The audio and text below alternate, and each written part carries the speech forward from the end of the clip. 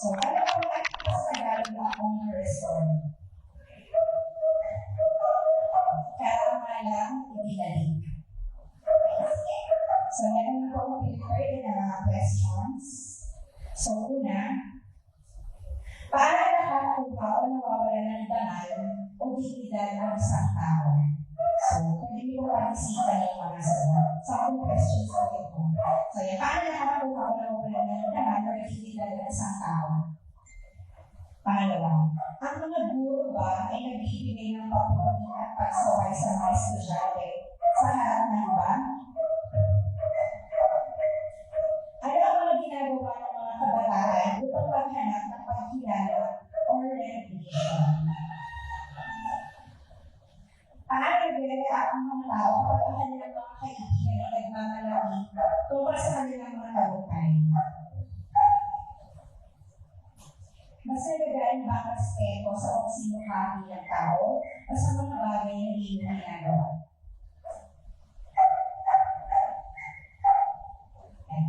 Bakit ay respect ang chismis o pagkakalan ng mga balita? Siyempre. Bakit natin nire-reject o inatakyan ng mga tao kapag nilabag nila ang mga patakaran sa isang grupo? Bakit mahirap makuha ng ikalawang pagkakataon?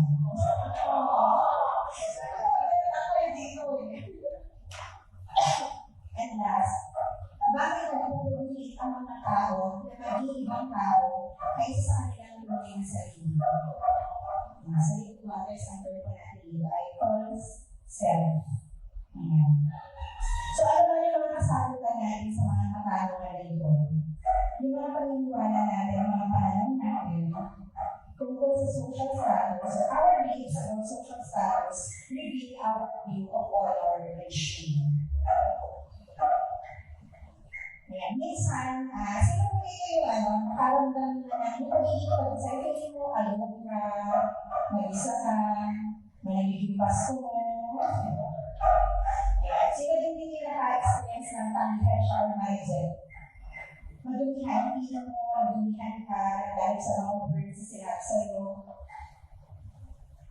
And sometimes, we feel isolated, rejected, polluted, excluded, and abandoned. Pero, ano yung nais natin, ano yung hangad natin? Siyempre, gusto natin tayo mapabilang, makasama. Tanggapin, maitaas, maging malinis, at syempre mapatingatan. We want to be included, accepted, exalted, cleansed, and cherished. Yung mga ganitong pakiramdam natin, kasi hindi ba nawawala ko yung feeling of being alone, rejected, kasi posible ba na mawala yung mga ganitong pakiramdam natin? Or naliwan na natin yung question. Maaari bang mawala ang ating kahihiyan? May babalik pa ba ang ating karangalan?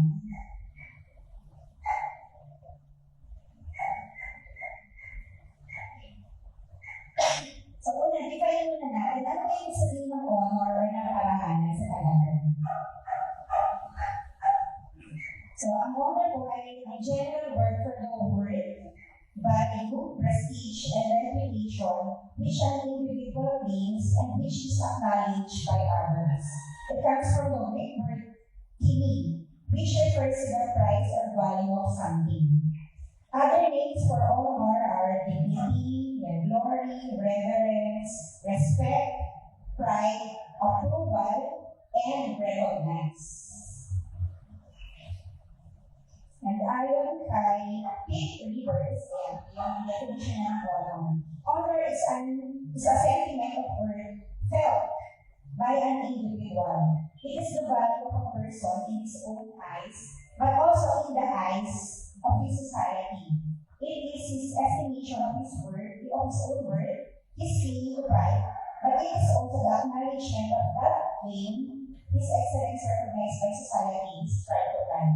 So sa Tagalog, ang dangal ay isang damdamin ng pagpapahalaga na nararamdaman ng isang tao. Ito ang halaga ng tao sa kanyang sariling mata, pati na rin sa mata ng lipunan. Ito ang pagtataga ng tao sa kanyang sariling at ang kanyang karapatang magmalaki.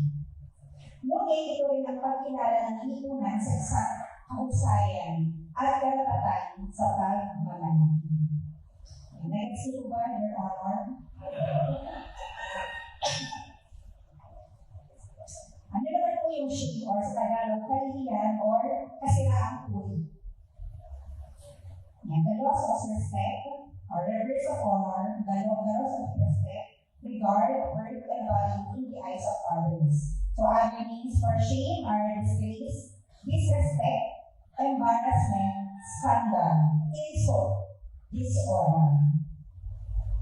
And sabi naman ni Green Brown, shame is the intensely painful feeling or experience of believing that we are flawed and therefore unworthy of love and belonging. It is the fear of disconnection. Ayan, so kung mapapansin niyo po, may isang bagay na pareho sa hulugan ng kahihiyan at karangalan. Pareho silang social experience or isang kalihitunang karanasan. The key aspects, the public nature of respect and reputation, and sa shame naman, it's the fear of disconnection from other people. Ang nakalagay niya ay higit na nauugnay sa paano tayo titignan ng lipunan kaysa sa ating mga personal na gagawin. Bukod sa honor and shame culture, let's try to compare ano naman yung incest or guilt culture. So, define na natin kung yung guilt. Guilt involves the fear of punishment. When we do something wrong and no one knows it, but our conscience is thinking at us. So, may mga tayo mali, maaari pa lang, may nakakaalam mo, may nakakaalam, pero kinakain tayo ng ating konsensya. So, we guilty, nagigilty tayo. And we feel guilty because our actions affected someone else and we feel responsible. So, shame naman, it comes when we break a relationship. It is a painful sense of rejection that comes when we fail to perform as our community expects. Kanina, medyo nakatawa lang ako ba si brother Yuan. Medyo nalito yung kanyang magkasa. Pero gusto ko sabihin sa kanya, no shame Yuan. So, yan. Anyway, commercial lang. So, it is conscious that I hope this the disapproval of others and an internalized feeling of unworthiness. It comes from the things we have done and what others have done to us. Ayan. Okay, so, kaya naman kay Marlene Sorensen, isa siyang clinical psychologist. Unlike guilt, which is the feeling of doing something wrong, shame is the feeling of being something wrong. When a person experiences shame, they feel there is something viscerally wrong with me. Ayan. Naanakuha niyo po? Ayan. Sige, may iba tayo ng definitions ng shame. So, pero meron akong pagkakang highlight dito. So, ayan. So, isa, yung concern, ang concern ng guilty person, concerned with one's effect on others. Ang shame naman, concerned siya sa evaluation ng iba sa kanyang sarili. And ang guilt, ano yung motivational features niya? He has desire to confess, apologize, and repair. So shame naman, kabaliktaran ng guilt. Desire to hide. To escape or to strike back. So, to summarize it, so ang guilt, ayan, tingnan niyo po yung color yellow. Sa guilt, I did that horrible thing. Same sila, no? Si shame, I did same. Parehas sila nakagawa ng horrible thing. Pero, napansin niyo dito yung yellow, naka-highlight is did and thing. Sa isa naman, sa shame naman is I. So, sa guilt, ayan, we see a particular action as negative. Sa shame naman po, we see ourselves in a negative light. Yan, guilt is more likely to lead to healing behavior. Ang shame naman po, yan, it is more likely to lead to hurtful behavior. Nung ginagawa ko po ito, sabi ko, kaya palang dapat sa living waters or isang main issue is shame, hindi guilt. guilt. Kasi ang shame pala, ito yung mas may tendency sa atin na maglayo or mag-lead sa atin to destructive behavior. And, ayan, sabi naman ni Aaron Kipnis, isa din siyang clinical psychologist, guilt is positive. It's a response of psychologically healthy individuals who realize they have done something wrong. It helps them act more positively, more responsibly, often to correct what they have done. But shame is not productive. Shame tends to direct individuals into destructive behaviors. Grabe yung meaning ng shame, no? Nahihiya lang naman ako. Nahihiya lang naman ako, pero hindi pala siya productive, destructive siya. When we focus on what we did wrong, we can correct it. So yun yung guilt. But when we are convinced that we are wrong as a result of shame, our whole sense of self is eroded. Sa Living Waters context po, ang shame, ayan, sino mga nakapag 20 weeks dito? Ayan, ano yung kapartner ng shame sa Living Waters? Ang kapartner po ng shame sa Living Waters ay self-hatred. Shame can lead to self-hatred. When you feel there is something intrinsically wrong with you, you will hate you. Yan, you will hate yourself. And also, it will lead to self-rejection. So, yan. Ayan. So, both cultures, so it may be innocence or guilt culture or honor shame, it both expose our sinful brokenness. In guilt, in innocence culture, people know they have broken the rules. They feel guilty and long to be made right. In honor and shame naman, yan, people hide their dishonorable acts. They feel shame and long for honor and dignity that is secure and genuine. So ngayon, tingnan po natin how these values show up in the Bible story of redemption. Kung paano tayo ni-redeem ni God from our disgraceful failure to honor Him. So for our point 1, the beginning. So umpisahan po natin sa simula, no, para mas maintindihan natin. Though for this month, no, we are already journeying deeper sa gospel, but this is another presentation on how God rescue us from our sinfulness and our brokenness. So una, ang pasimula. Yan, God created a good world and gave humanity great dignity. Yan, lumikha ang Panginoon ng mabuting mundo at binigyan niya ang mga tao ng dignidad at dangal. So ang mundo ay sumasalamin sa pag-ibig at kadakilaan ng Diyos. So yan, ayan yung mga verses ng pasimula, nilikha ng Diyos ang langit at ang lupa. Kaya nilikha ng Diyos ang tao na lalaki at babae ayon sa wangis niya, ayon sa larawan niya. At pinagbasdan ng Diyos ang lahat ng nilikha at lubos siyang nasiyahan.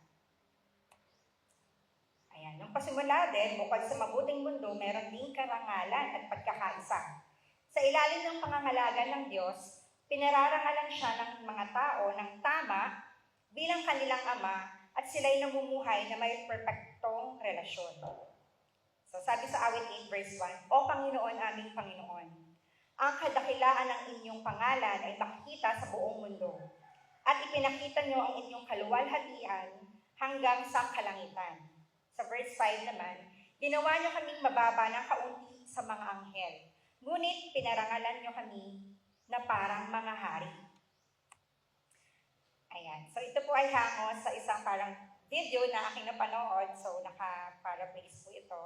God made Adam and Eve, crowning them with great honor and glory. He said, have my authority, rule over my creation, bear my glory. They were God's children living in a God's honorable paradise. So ito yung pasimula, ito yung nangyari nung nilikha ng Diyos. Sa Hardin ng Eden, ay makikita natin na si Adan at si Eva ay namumuhay sa paraiso. Ang kanilang relasyon sa Diyos at sa isa't isa ay walang kapintasan at malaya. Sila ay parehong hubad at walang kahihiyan. Sila ay inosente, hindi nila alam ang mabuti at masama, wala silang takot. So, ganun, how perfect God created us, how perfectly He created us. Ngunit, may problema. We rebelled against our Creator. We sought glory apart from God and dishonored Him. So tingnan niyo po yung mga pictures. And they were uncovered with shame. Nagrebelde tayo laban sa ating manlilikha. Hinangad natin ang kaluwalhatian nang hiwalay sa Kanya at hindi natin siya pinarangalan.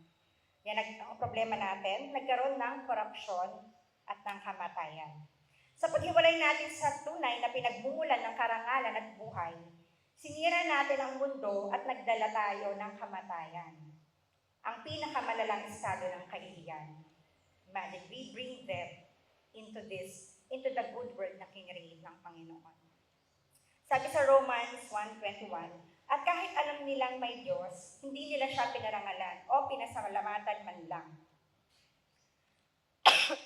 Sa Romans 3:23 naman, sapagkat ang lahat ay nagkasala at walang sino mang nakaabot sa kaluwalhatian ng Diyos. So very familiar verses na pero gusto kong, tingnan niyo po itong mabuti.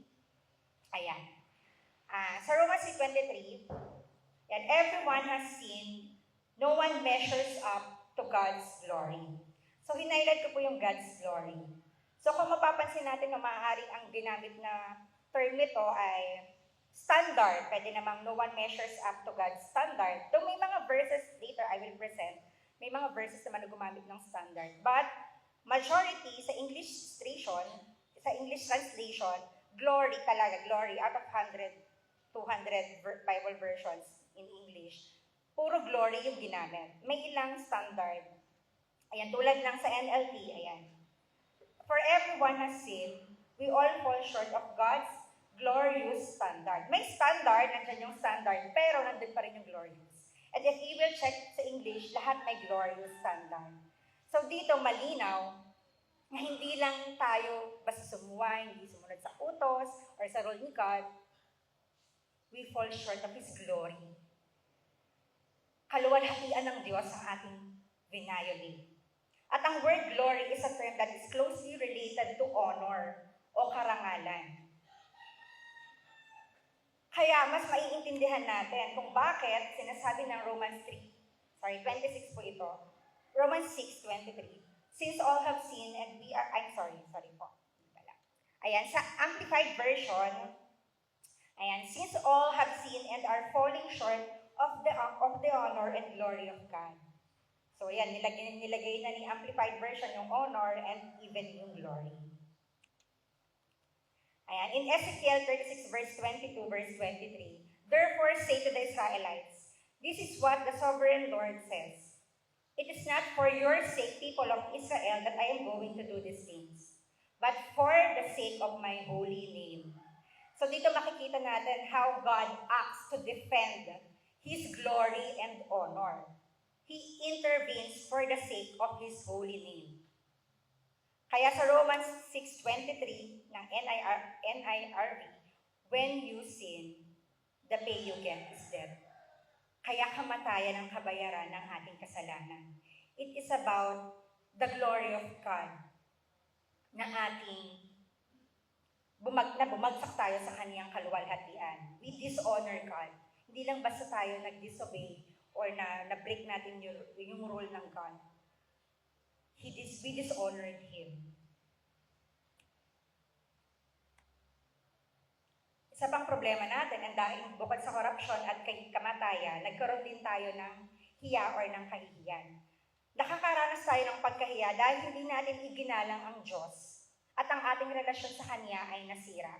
Sabi sa Isaiah 59 verse 2, ang inyong mga kasalanan ang siyang naglayo sa inyo sa Diyos. At iyon ang dahilan kung bakit nga kayo tinalikuran at ayaw nang makinig sa inyong mga dalangin. And then Satan appeared and said, get more glory, and eat the fruit and be equal to God.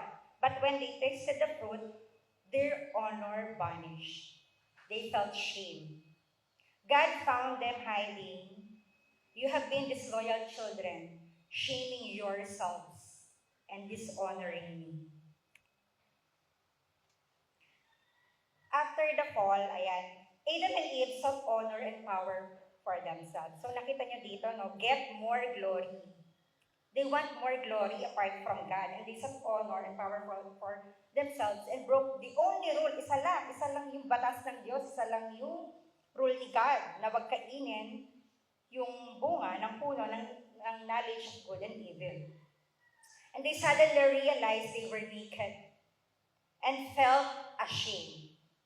So kita niyo yung very contradicting, sobrang kabaligtaran na nangyari nung beginning. Then when God came to them, Adam felt afraid. He denied responsibility and tried to shift the guilt of his action to Eve. For the very first time, Adam and Eve experienced, tatlo yung binanggit dito, shame, fear, and guilt. Pero nakita natin dito, yung guilt, pinasa ni Adan kay Eva. And Adam and Eve had children, of course, and whose descendants eventually became us. So, and being their descendants, it means we inherit shame. Yan, minana po natin yung kahihiyan ng ating mga ninuno. And even today, in our culture, whatever honor you receive was reflected in your entire family. Tama? May nakikita ako sa mga Facebook, may mga posts, pag makanari, nakapasa sa exam, congratulations and to the proud parents, di ba? So whatever honor you were paid was reflected in your entire family. And whatever shame you carried was also reflected on your entire family. Tama po ba? Ayan. Ang bigat ng shame, no? We all want to look good in front of others and be recognized, and that urges the desire for honor. People had an idea to make their own honor, but this honor was temporary because it was only made by humans. So may mga examples po ako dito. So ayan. So kailan natin nararanasan yung shame or yung rejection? For example, sa election, of course, isa lang ang kailangan maging presidente. Diba? Sa isang grupo, kailangan isa lang dapat yung manalo. Hindi ba?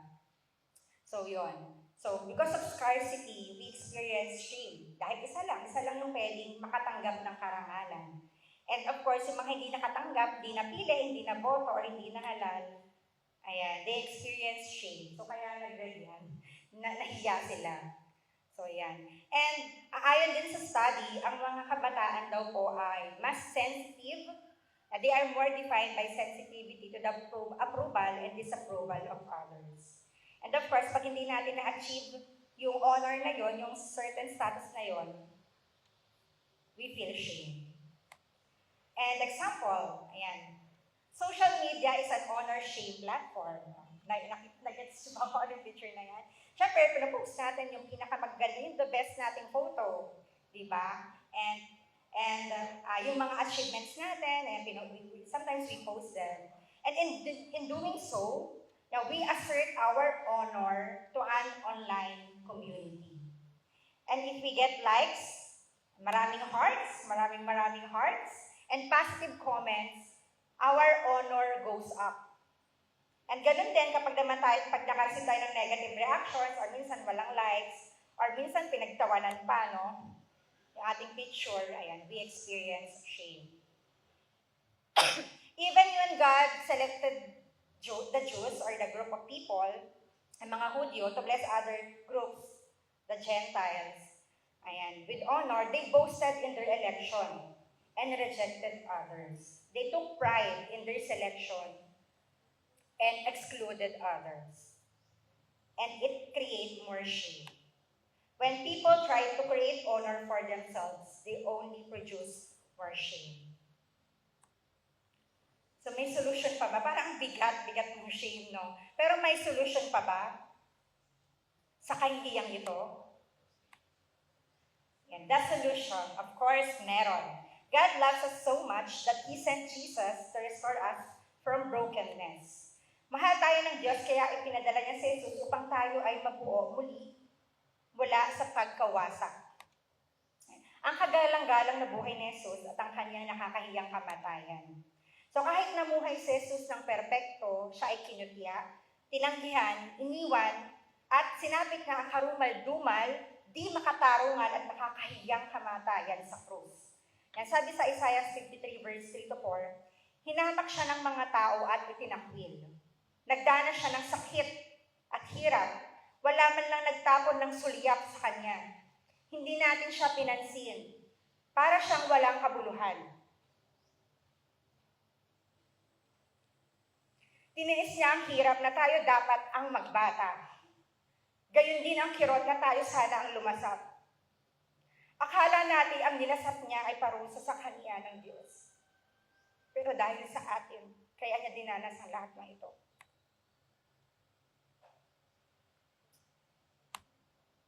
Inalis ni Jesus ang ating kasalanan at kahihiyan. Inari niya ng may kagalakan ang ating kasalanan. Inalis ang ating mga sala at inangkin ang ating kahihiyan. Sabi sa Hebreo 12 verse 2, dahil sa kagalakang naghihintay sa kanya, hindi niya ikinahiya ang mamatay sa krus. At siya ngayon nakaluklok sa kanan ng trono ng Diyos. At sabi din sa unang Pedro 2 verse 23-24, nang siya'y alapistahin, hindi siya gumanti. Nang siya'y nagdusa, hindi siya nagbanta. Sa halip, nagtiwala siya sa Diyos na makatarungang humatol. Sa kanyang pagkamatay sa krus, pinasan niya ang bigat ng ating mga kasalanan upang tayo mamatay sa kasalanan at mamuhay sa katuwiran. And another good news, no? Ang shame ni God ay momentary lang. Itong kahiyan na dinanas ni God is only momentary. But His glory is forever. Si Jesus ay nabuhay muli sa mga patay. Si Jesus ay muling nabuhay buhat sa mga patay, nagtagumpay at pinarangalan siya ng Diyos. Tanging siya lamang ang makakapag-ayos sa atin sa Diyos. Sabi sa Romans 4:25, siya ay ipinapatay dahil sa ating mga kasalanan at muling binuhay upang tayo mapawalang sala. So, nalaman natin na merong solusyon ng Panginoon para dun sa ating malaking problema at pinaka-worst problem that we could ever have. Now, meron pa bang paraan naman para tayo ay ma-restore? Ano yung ating tugon?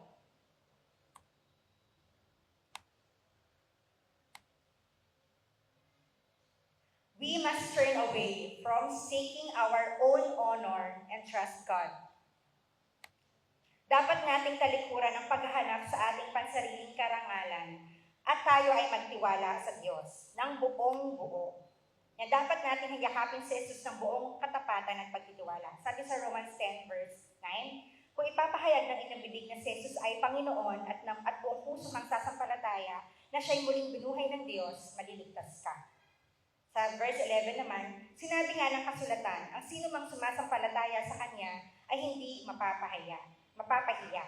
So dito nakita natin yung belief and faith make us justified and saved. But it also says that lahat daw na magtitiwala sa Panginoon ay hindi mapapahiya. Ibig sabihin, we will be honored. Ano pa, bukod sa hindi natin paghanap ng glory sa iba, bukod sa Panginoon, we also need to receive His honor. Dapat nating tanggapin na ang Diyos ang pinagmumulan ng karangalan bilang Kanyang mga minamahal na anak.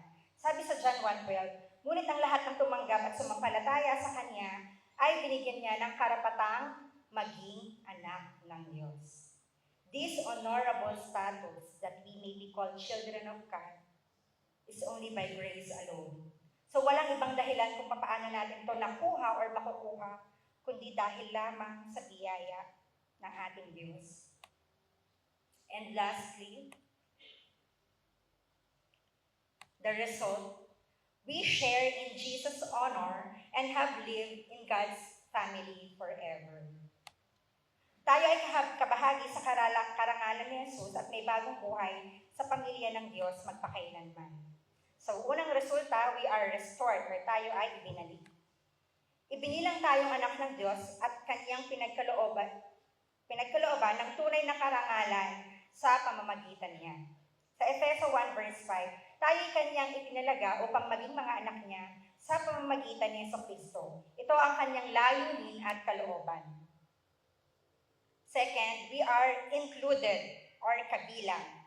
Ang pamilya ng Diyos ang bumubuo sa ng isang magandang komunidad na tapat sa pagmamahal sa mundo at paggalang sa Kanya. So naalala niyo ba yung from the beginning, yung kanina giniscuss natin? Parang dito ko nakikita. Dito natin makikita yung restoration ng ginawa ng Panginoon nung mula umpisa. Sabi sa Isaiah 61 verse 3, I will put beautiful crowns on their heads in place of ashes. I will anoint them with oil to give them gladness instead of sorrow. I will give them a spirit of praise in place of spirit of sadness. They will be like oak trees that are strong and straight. The Lord Himself will plant them in the land. That will show how glorious He is. From beauty to ashes.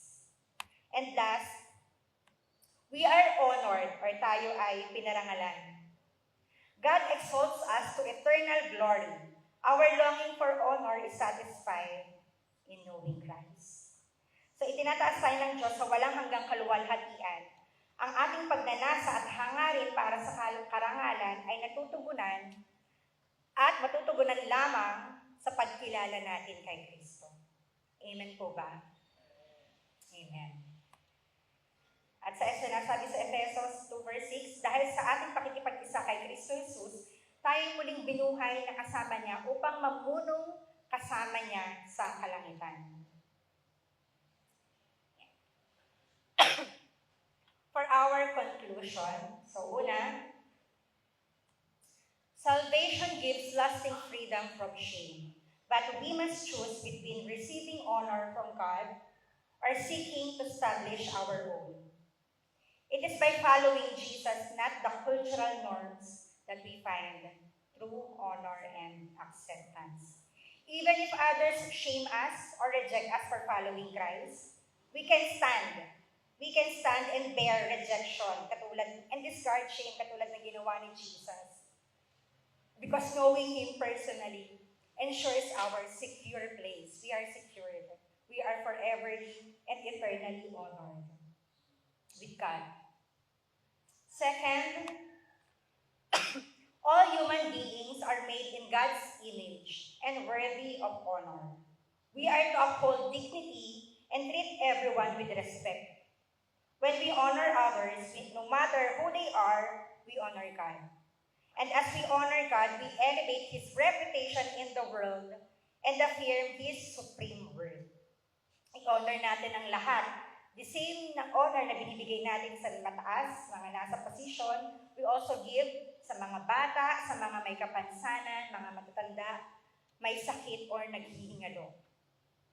Example nito, naalala niyo po yung sa the parable of the great feast, wherein ang sabi ni Jesus dun sa na-host ng party, wag lang yung mga kaibigan, mga kamag-anak, mga kapatid ang imbitahan sa party, kundi ang mga pilay, ang mga bulag, ang mga may kapansanan. Ang mga itinuturing ng mundo na, ang mga itinuturing na itinakwil at mga napahiya. They are included in God's kingdom. And third and last, carrying shame hinders our ability to connect with God and others.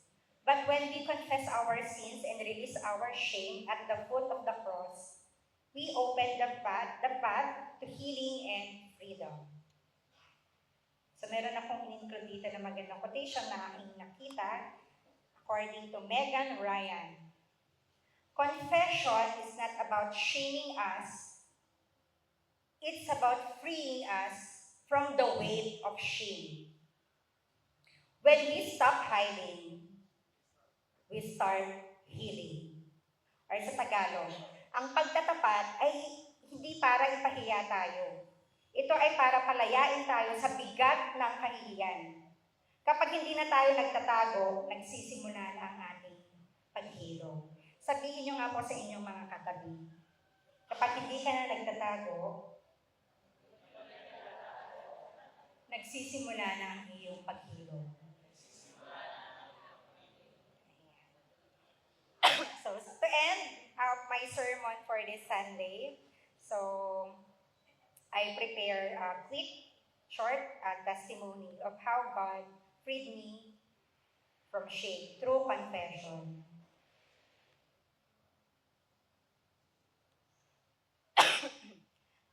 Lingid sa kaalaman ng karamihan, simula ng taong ito, January 2024, ay nag-struggle ako with deep shame. That led me to believe na hindi ako karapat-dapat na maging isang leader.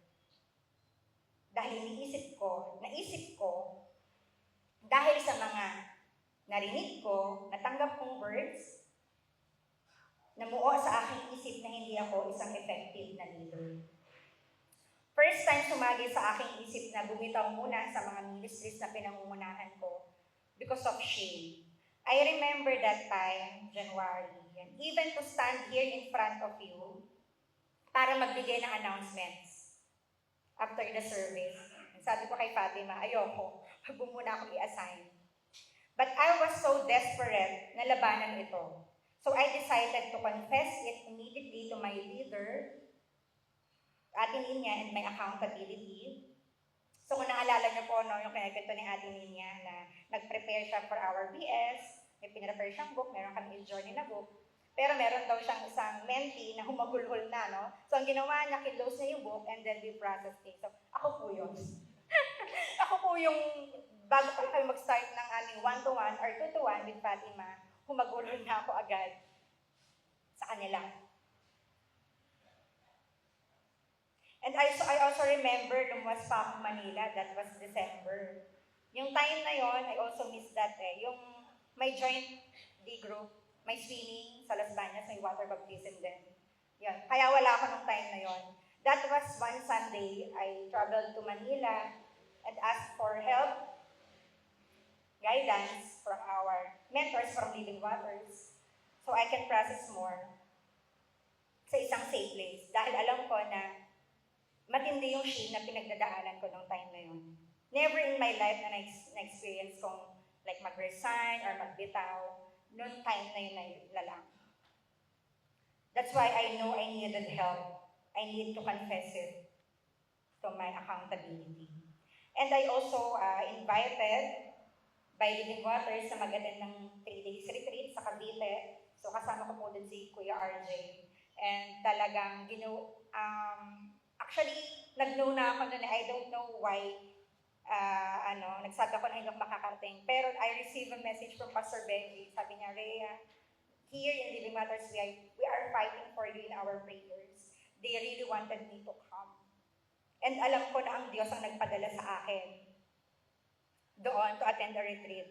He really wanted me to be freed from my shame. Ganon pala kadilim at kabigat dalhin ng kahihiyan. Pero ganoon din kaliwanag at kadakila ang pag-ibig ng Diyos para ibalik ang aking karangalan. Alam niyo po kung ano yung nagpahil sa akin. May nag-submit sa akin. Nag-submit siya sa akin ng words from the Bible, from 1 Corinthians. Ang sabi doon, we are not measured or set by human standards. So yung ating word, yung ating ginagawa ay hindi human standards ang magsiset nito, kundi ang Panginoon. And sinabi niya sa akin na, Rhea, your qualification comes from God. Kaya ka naging isang leader. Hindi si Pastor Botter ang nag-upo sa'yo sa posisyon na yan kung bakit ka leader in Christ of the Philippines. Kundi mismo directly ang Lord ang nag-qualify sa akin. And I received healing and freedom from that moment. And actually this year, sabi ko nga, na when I was asked kung ano yung pinagpapasalamat ko sa Panginoon this year, sobrang dami kong na-experience ngayong taon na ito na first time ko lang maranasan. To preach, to share, nung pinadala ko ni Kuya RJ sa isang talk sa Paris, kabataan, sa kabataan para kay Rizal. Ayan. And to even facilitate sa national office. So, yun.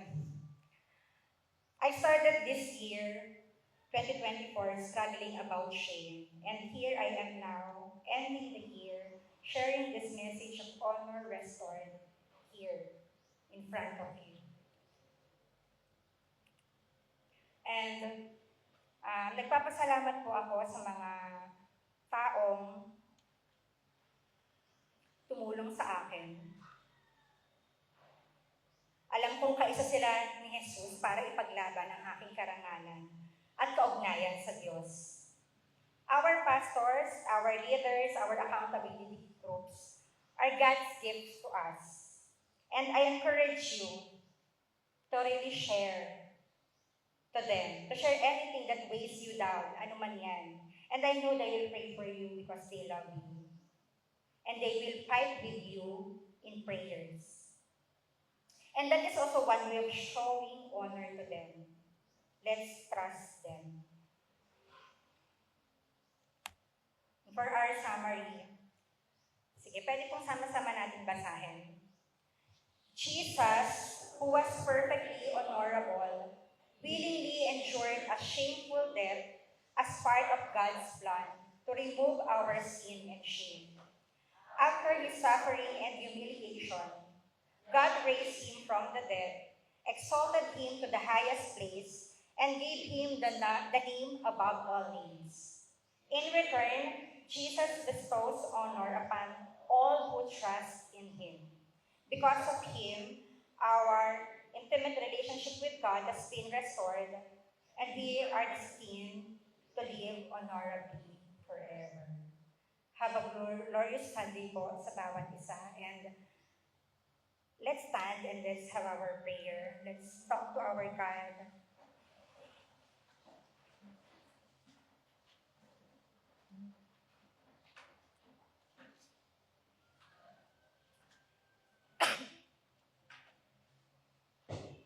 Sige, let's have our personal transaction sa Panginoon. Let's have our individual time to really meet God, to really listen to God. Say to him if you want to trust him to bear your shame and receive his honor. Meron akong insight na nakuha kay Pastor RJ when he preached sa funeral wake ni Nanay Sandy about faith yun. Sabi niya, when you decide to trust in Jesus and surrender everything to him, the full weight is now in Jesus. So lahat ng bigat ay nasa Kanya na, hindi na natin dala-dala. Kung meron tayong kabigatan, meron tayong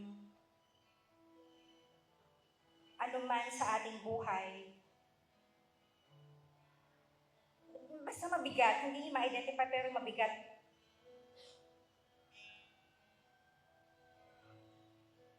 you are invited by Jesus to give it all to him. He will not reject you. He will listen to you. He will honor you. He will honor your brokenness. Gaano pa yan kadilim or gaano pa kalalim.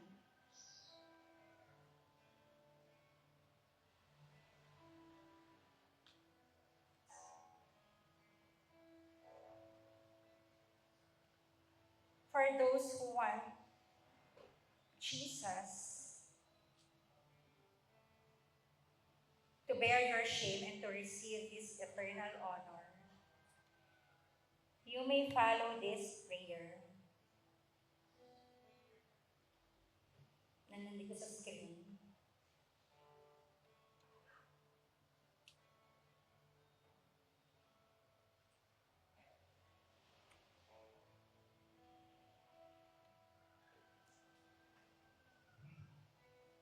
Now let's pray. Ama namin nasa langit, ikaw ay kailangan ko. Inaamin ko po na ako ay naghanap ng karangalan bukod sa inyo. Bunga nito, hindi ko kayo iginalang at hindi malinis ang aking puso. Nagpapasalamat po ako sa inyo dahil pumagit na si Jesus sa aking kahihiyan at inaring kanya ang mga ito at inaanyayahan niya ako na maging bahagi ng kaniyang karangalan. Naniniwala ako kay Jesus lamang para sa karangalan at sa pagtanggap niya sa akin na maging inyong pamilya. Nais kong sundin kayo ng buo kong pagkatao. Gawin ninyo ako sa kung ano ang inyong nais para sa akin. Amen. Father, salamat sa pagyakap mo sa amin.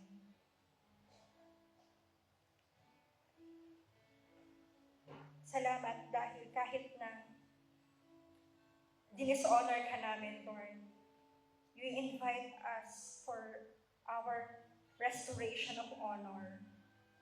And you still want us. You still love us, Lord. You want to clothe us. Gusto mo kaming bihisan ng bagong damit. Gusto mong ayusin ang lahat ng sira sa amin. Kahit na gayong kami ang nakasakit sa iyo. Ikaw ang pinaka-nasaktan. Ikaw ang pinaka-naghirap at nagdusa.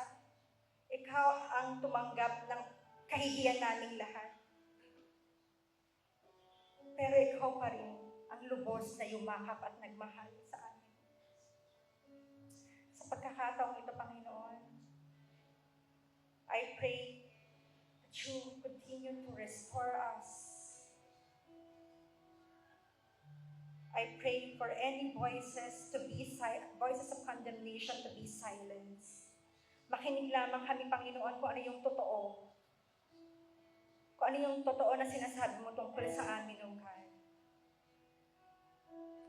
And I pray, Lord, this morning, as we have our small group, I pray that that our small group be a safe space for us to bring our shame at the foot of the cross and have our prayer for one another.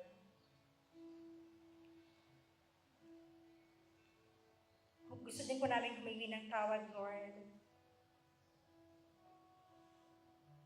Kung may mga moments sa aming buhay na may mga ginawa ka, o ang i-share ka namin, or even ang mag-share ng iyong ginawa sa aming buhay, ay kinahihiya namin. Lord, be sorry, Lord. Tinanggap mo lahat ang aming kahihiyan, pero minsan, kinahihiya ka namin.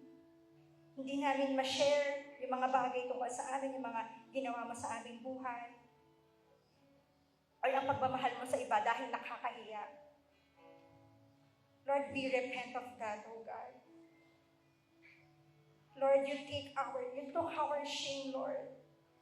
And this morning, as we end 2024, we want you, Lord, to bear our shame, Lord, because it is not ours to carry. Hindi ito sa amin, Panginoon. Gusto mong ibigay namin ang lahat sa iyo. At palitan nito ng buhay. Palitan nito ng kagandahan. Palitan nito ng crown that we can only receive through you, Lord. And I pray, Lord, for us, more than the freedom and the healing and the honor, Lord, that you are offering us. We want you, Lord. We desire you above all things, O God. And we will face 2025 honoring you, honoring one another, fully restored in your presence. And we will also tell others that they are honored, that they are worthy of love, because you are the God of love and the King of all kings, and the King of glory.